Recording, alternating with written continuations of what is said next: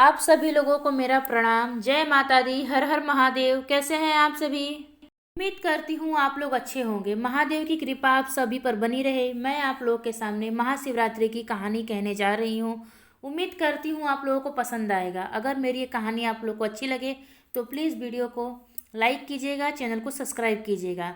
बोलिए हर हर महादेव।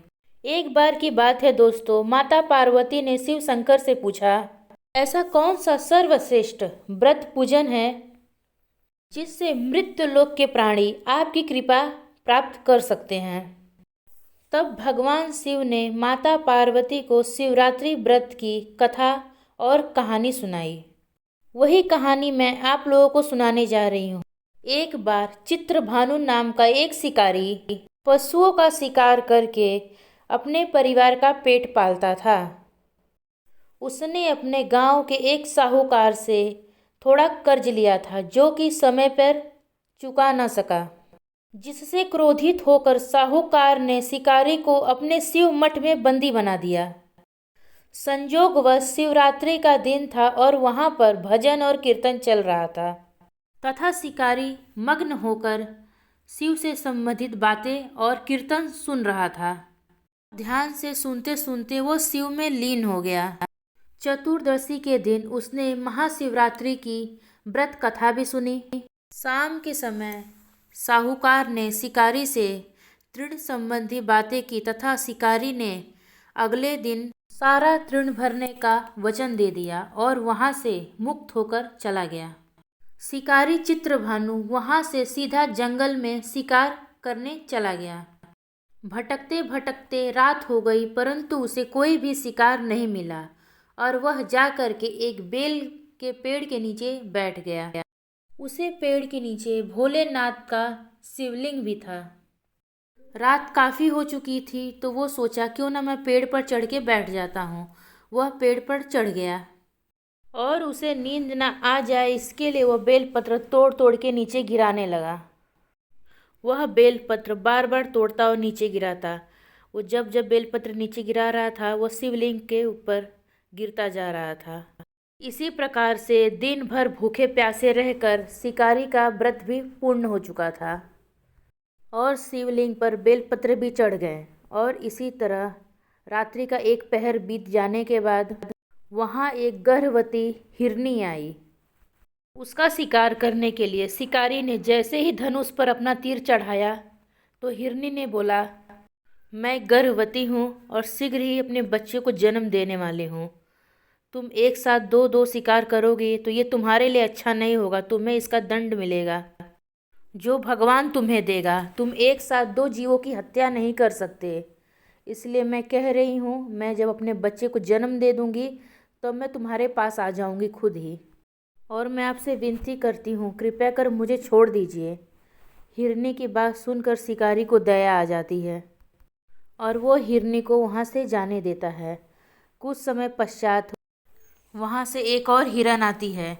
उसे देखकर शिकारी प्रसन्न हो जाता है और अपने धनुष पर जैसे ही अपना बाण चढ़ाता है, हिरनी ने शिकारी से विनम्र ही निवेदन किया, मैं अभी थोड़ी देर पहले ही ऋतु से निर्वृत्त हुई हूँ, कामातुर वीराहिणी हूँ। मैं अपने प्रिय के खोज में भटक रही हूँ और अपने पति से मिलकर शीघ्र ही तुम्हारे पास लौट आऊँगी। कृपया कर मुझे छोड़ दो। उसकी बात सुनकर शिकारी ने उसे भी जाने दिया। रात्रि का अंतिम पहर बीत रहा था कि उसी रास्ते एक मृगी अपने दो बच्चों के साथ वहां से जा रही थी।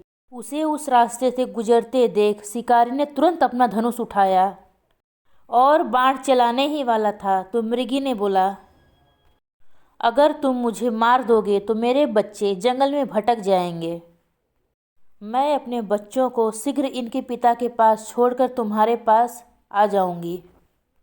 मृगी की बात सुनकर शिकारी ने कहा, मैं 2 बार अपना शिकार छोड़ चुका हूँ और मेरे बच्चे भूखे प्यासे मेरा इंतजार कर रहे हैं और वह भूख प्यास से तड़प रहे होंगे।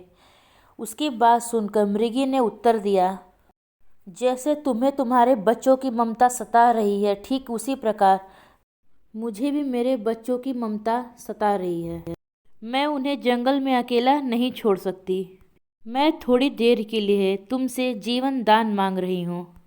बच्चों को इनके पिता के पास छोड़कर तुम्हारे पास आने की प्रतिज्ञा करती हूँ। मृगी का दिन स्वर सुनकर शिकारी को दया आ गई और वह उसे भी जाने दिया।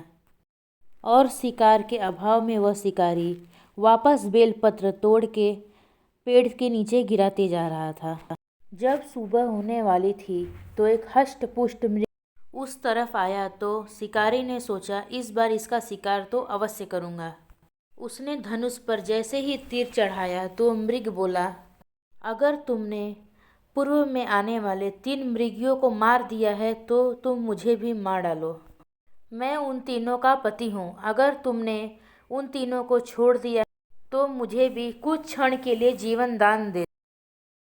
मैं उन सब के साथ तुम्हारे समक्ष उपस्थित हो जाऊंगा। मृग की बातें सुनकर शिकारी को रात का पूरा घटनाक्रम उसकी आंखों के सामने घूम गया। तब उसने मृग को सारी बात रात की बताई। तब उसने कहा, मेरी तीनों पत्नियां जैसे प्रतिज्ञाबद्ध होकर गई हैं, मेरी मृत्यु से उनकी प्रतिज्ञा टूट जाएगी और वो अपने पति धर्म का पालन नहीं कर पाएंगी। जैसे तुमने उन्हें विश्वपात्र होकर उन पर विश्वास करके उन्हें छोड़ दिया, वैसे ही मुझे भी कुछ क्षण के लिए जीवन दान दे दो। उन सभी को लेकर मैं तुम्हारे पास वापस आ जाऊंगा। पूरा दिन उपवास और रात्रि जागरण करने से और शिवलिंग पर बेलपत्र चढ़ाने से शिकारी का हृदय कोमल हो चुका था और उसके हृदय में भगवत शक्ति का वास हो गया। धनुष बाण उसके हाथ से सहज छूटकर नीचे गिर गया। भगवान शिव की कृपा से उसका हिंसक हृदय करुणामय और भावना से भर गया। वह आज अपने अतीत को याद करके पश्चाताप की भावना में जलने लगा। थोड़ी देर बाद वह मृग अपने पूरे परिवार के साथ शिकारी के समक्ष उपस्थित हुआ। किंतु जंगलों के पशुओं की ऐसी सत्यता और भावना देखकर शिकारी को बहुत ही ग्लानि हुई और वो अंदर से इतना दुखी हो गया और रोने लगा और उसकी आंखों से झरझर आंसू बहकर गिरने लगे। और उस मृग के परिवार को न मारकर शिकारी का हृदय कोमल और दयालु हो गया। देवलोक से सभी देवी देवताओं इस घटना को देख रहे थे। इस घटना के परिणति होने के बाद सभी देवताओं ने पुष्प की वर्षा की और भगवान शिव ने अपने दिव्य रूप के दर्शन कराए तथा सुख समृद्धि का वरदान देकर उसका नाम गुह रखा। यह वही गुह है जिससे भगवान श्री राम की मित्रता हुई थी। आप लोगों को महाशिवरात्रि की कहानी